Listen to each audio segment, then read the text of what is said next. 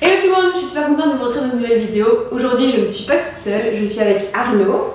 Donc déjà on est donc chez Paul qui nous permet de pouvoir filmer ici. Merci beaucoup Paul, c'est là que je viens ici faire un petit soin qui soigne mon petit corps. Présente-toi avant qu'on rentre dans le vif du sujet. Je m'appelle Arnaud, je suis podo du sport à Paris. Je fais aussi de la posturo et plein d'autres trucs, réglage de vélo, boot fitting, etc.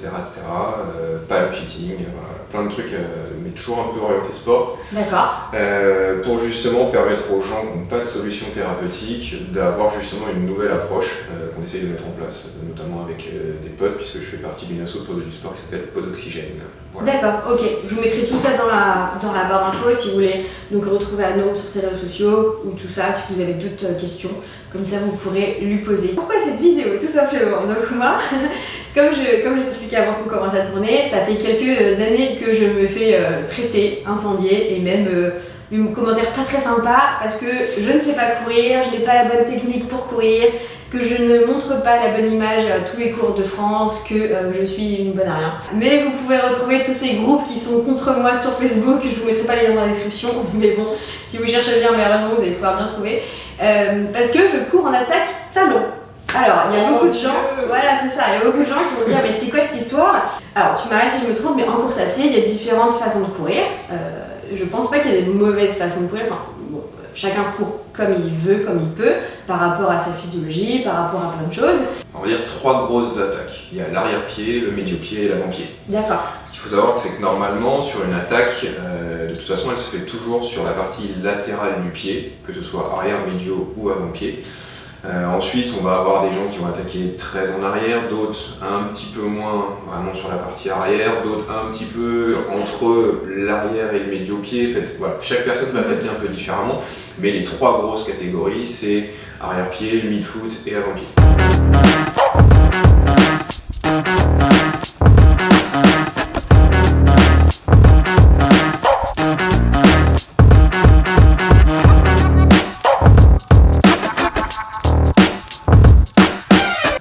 Sachant qu'en fait il y a deux écoles qui s'attaquent, enfin deux grosses parties qui s'attaquent, à savoir attaque talon, attaque avant-pied, notamment dans les magazines où l'attaque talon est ultra soi-disant délétère et l'attaque avant-pied est en gros le Graal, il faut courir attaque avant-pied. Et dans le cliché de l'athlétisme, il faut être dynamique, rebond, et donc ça passe par le côté avant-pied. C'est vrai que c'est la question que j'allais te poser, comment à peu près en gros ça se répartit par rapport à la population de coureurs, s'il y a plus de talons, plus de médio-pied, voilà. Alors il y a plus d'attaque talon parce que en fait, pour faire simple, il y a une notion qui s'appelle les préférences naturelles, préférences motrices, voilà, signature posturale, il y a plein de termes qui définissent exactement la même chose.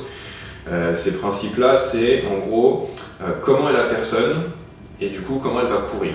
Il y a deux grosses familles qui sont les terriens et les aériens. Les terriens sont plutôt sur de l'ancrage avec plutôt une position arrière assise et une chaîne antérieure qui est préférentielle, qui va leur permettre justement en étant assis de ne pas tomber en arrière, donc ça tient le corps vers l'avant. Par contre, les aériens, eux, vont être plutôt en extension, plutôt vraiment penchés vers l'avant avec une chaîne préférentielle postérieure. D'où le système du terrien qui va être sur une triple flexion cheville, genou, hanche, avec un amorti justement attaque talon.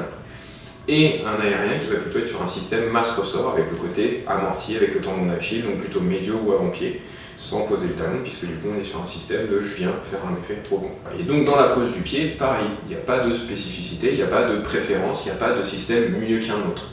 La seule chose qu'on peut dire sur l'attaque talon, et là on va rentrer dans le vif du sujet de qu'est-ce qui est bon, qu'est-ce qui n'est pas bon dans l'attaque talon, elle n'est jamais délétère, sauf quand tu attaques talon jambe tendue. Okay. Si tu attaques talon jambe tendue, là effectivement tout l'impact remonte. Mais parce qu'en fait on est sur un système de souplesse. C'est-à-dire qu'un terrien il va être sur un système de souplesse avec une flexion.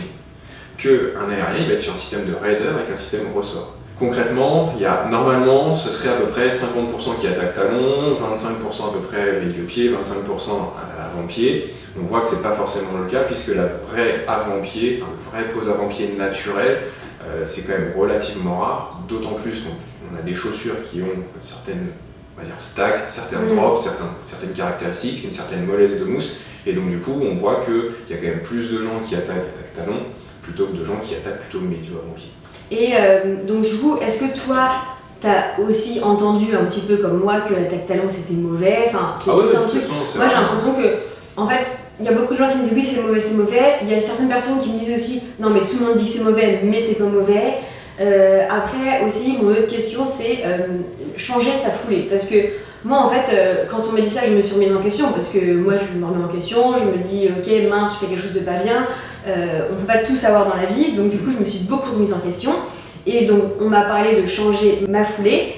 Et en fait, moi, changer ma foulée, ok, peut-être, mais pour moi, c'est trop un effort. Et je me dis, pourquoi changer ma foulée si ça me convient, en fait? C'est-à-dire qu'il y a eu des études qui ont été menées sur des tribus africaines, etc., qui n'avaient pas de chaussures, qui couraient dans la savane, sur un terrain plutôt meuble. On s'est rendu compte que certaines tribus couraient à pied, d'autres tribus où ils avaient une attaque talon. Et quand je dis attaque talon, c'est pas la petite attaque talon, c'est le truc où ça pose bien le talon sur des plaques de pression, sur des plaques.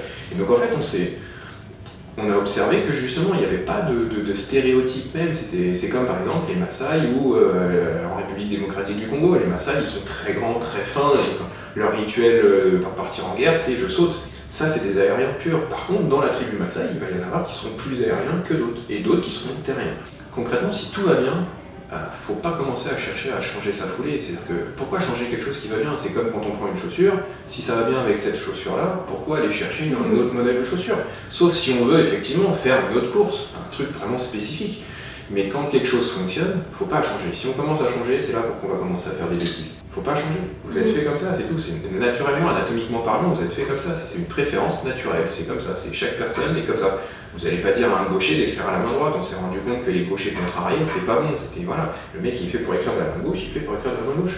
Donc sur le changement de foulée, il faut pas, sauf si effectivement on va commencer à se péter et qu'on n'arrive pas à trouver de solution. Là, ça peut être une bonne chose.